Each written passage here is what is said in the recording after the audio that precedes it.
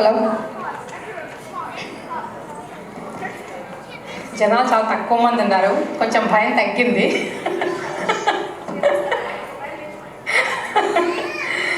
అందరికీ నమస్కారం. క్రోధినామ సంవత్సర ఉగాది మరియు శ్రీరామనవమి శుభాకాంక్షలు సభాసదులందరికీ. అంటే నేను అనుకున్నాను, ఈనాటి సంబరాలు చూస్తుంటే నాకు ఎలా అనిపించిందంటే వసంత గానంలో రామనామం జొప్పించినట్టుగా అనిపిస్తోంది. అంటే ఇక్కడ స్టేజ్ మీద ఏం జరిగిందో నాకు తెలియదు, బిహైండ్ ద స్టేజ్ తర్వాత వెనకాల కాంపిటీషన్స్ చూస్తే చాలా బాగా అనిపించింది. వసంత గానం రామనామం అంటే గుర్తుకొచ్చింది. ఈనాటి నా అక్షర సుమాలు కూడా ఈ అంశంపైనే.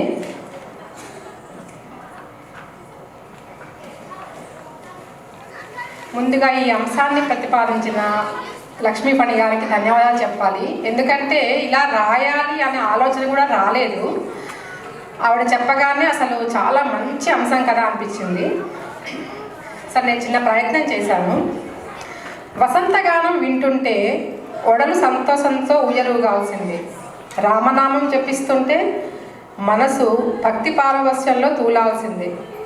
మరి ఈ వసంతంలోకి నా రాముడు, మన రాముడు వచ్చేస్తే ఏంటి, వస్తున్న రాముడు నా కళ్ళకి ఎలా కనబడుతున్నాడో తెలుసా?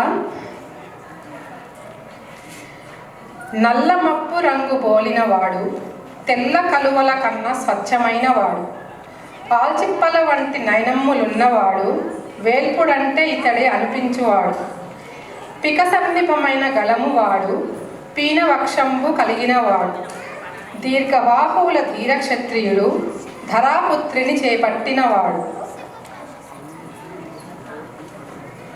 మరి అలాంటి రాముణ్ణి వసంతం వస్తూనే వెంట పెట్టుకొచ్చిందో లేదా రాముడు వెనకే వసంతం వచ్చిందో తెలియకున్నది.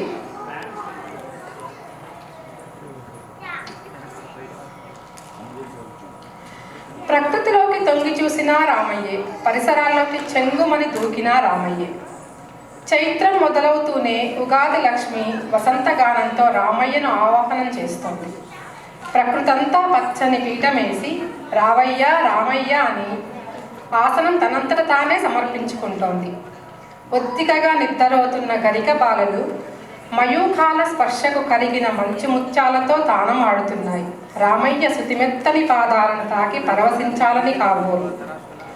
శిశిరంలో మోడు బారిన తరువులు వసంతుడి రాకతో పత్ర నేత్రాలను విప్పార్చుకుంటున్నాయి. పరమపురుషుడు పచ్చని పందిట్లో కొలువు తీరితే చూడాలని. బాలభానుడు కూసింత ఎరుపెక్కిన తొలిజాము పిల్ల తెమ్మరలు గిలిగింతలు పెడుతూనే ఉన్నాయి. అరవింద నేత్రుణ్ణి ముఖారవిందం కందకూడదని. సప్తవర్ణాల కుసుమ బాలలు అరవించి ఎదురు చూస్తున్నాయి. శ్యామాంగుని గలసీమలో సయ్యాటలాడాలి. మరి ఇంతలో బొండు మల్లెలు, సంపగి మొగ్గలు, సన్నజాజులు, చంద్రకాంతలు మంతనాలు ఆడుకుంటున్నాయి. వసంతంలో వచ్చే అద్భుతాలన్నీ రామయ్యకి పగలంతా తనివి తీరా సేవించుకుంటుంటే మనమేమో సంధ్యవేళ దాకా చేరలేమని చిన్నపుచ్చుకున్న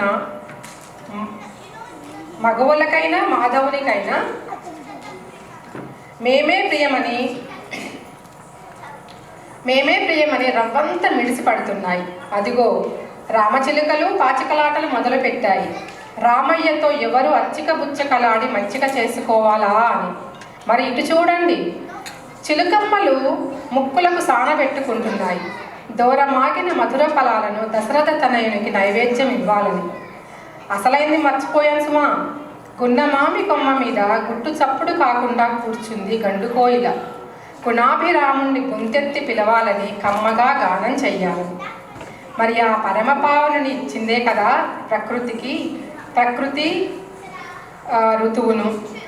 వసంతంలో సస్యశ్యామలై వేడుక చేసుకున్న, గ్రీష్మంలో తాపాగ్నితో ప్రక్షాళన చేసుకున్న, వర్ష ఋతువును అభ్యంకనాలతో పునీతమైన, శరదృతువులో ప్రకృతంతా వెన్నెలలో తడిసిపోతున్న, హేమంతంలో మంచు ముసుగులు వేసుకొని మంచు ముసుగులను మేలి ముసుగులుగా చేసుకున్న, శిశిరం రాగానే తరువులన్నీ తపోదీక్షలోకో వెళ్ళిపోతున్నవి. మరలా వసంతం వచ్చే మన రామయ్య కోసమే, సంతసాలు తెచ్చే లోకరక్షణి కోసమే. ధన్యవాదాలు.